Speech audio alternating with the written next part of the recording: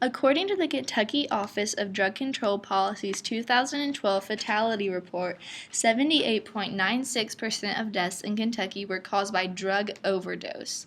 This statistic shows the evidence of Kentucky's major drug problem.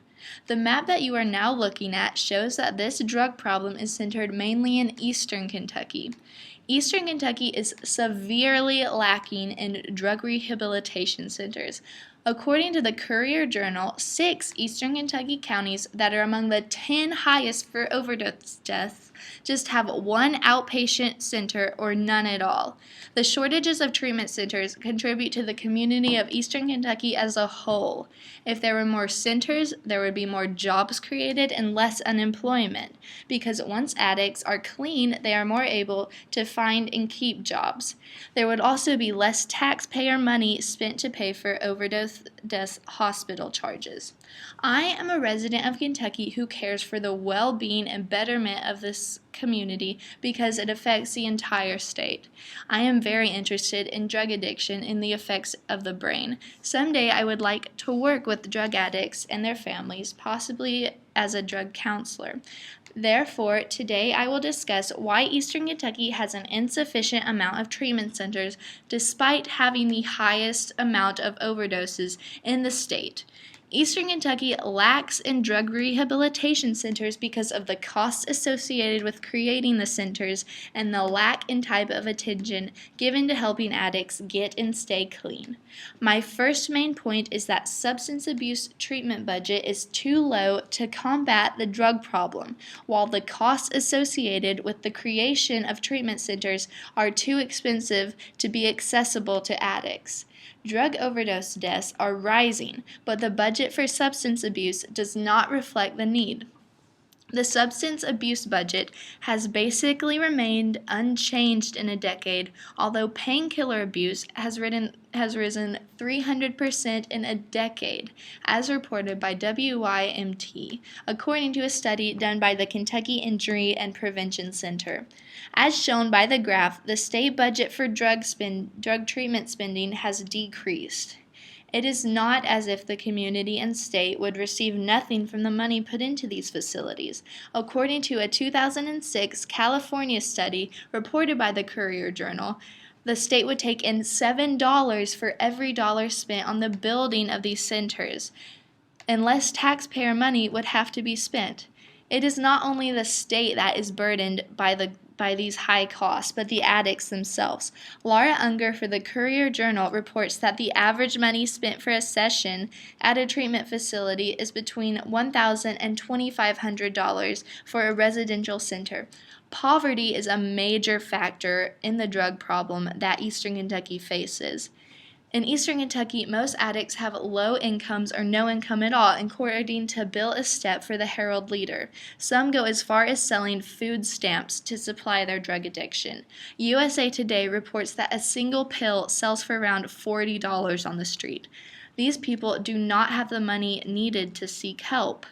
Medicaid is the medical care provider that the majority of these households use. But Medicaid does not cover these costs, so addicts are less likely to seek treatment. My second main point is the lack of attention given to helping addicts get and stay clean. More attention is given to drug enforcement and laws than to helping the addicts individually. Stopping the selling and distribution of drugs does not heal addiction. According to the Courier-Journal, the Department of Corrections substance abuse budget rose 600% to enforce new drug laws.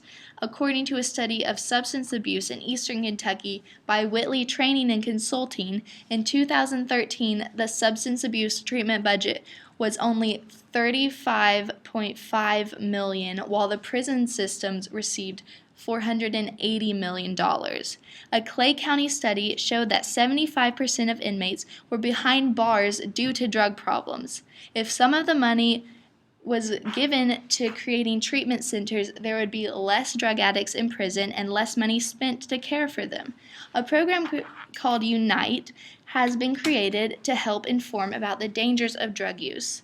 Another program called Casper helps track prescriptions to stop the illegal selling of pills. These programs are helpful for law enforcement and preventative measures, but they do not help the addicts individually.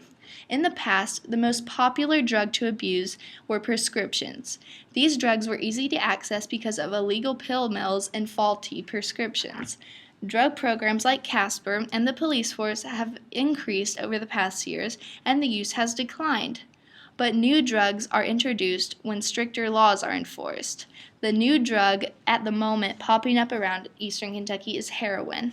Focusing on the external problem, such as the type of drug abuse, does nothing but momentarily stop the chaos. If the drug problem is to end and the community is to rebuild, the healing needs to start internally with the people at the root of this problem. Healing means building new treatment facilities. The few treatment centers that Eastern Kentucky has are mostly outpatient. Outpatient facilities are not effective because they normally detox the patient and then send them on their way, which does nothing to stop addiction. According to the Courier-Journal, 80% of centers in Eastern Kentucky are outpatient. These centers do not provide the accountability, fellowship, community, and psychological treatment that residential centers do, which are very important in helping an addict get and stay clean. These centers are located in urban areas, which are hard for addicts to reach and often have very long wait times.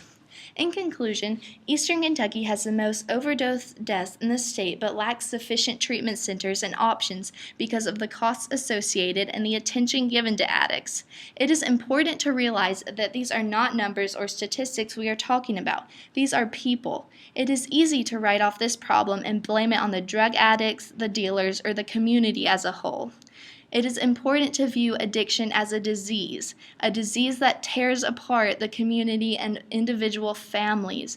Many addicts want to break the curse of addiction, but the only way to heal this disease is not through drug enforcement laws, but helping the people at the core of this problem. Providing accessible, economical treatment centers to those addicted is vital to the betterment of this community. We must reevaluate the structure of the community and the structure of the budget. The problems must be fixed internally. Healing the addiction comes first, then more time and money can be spent on drug enforcement laws. This is more than a problem. It is an epidemic. Mass amounts of lives are being lost when we have the means to fix it.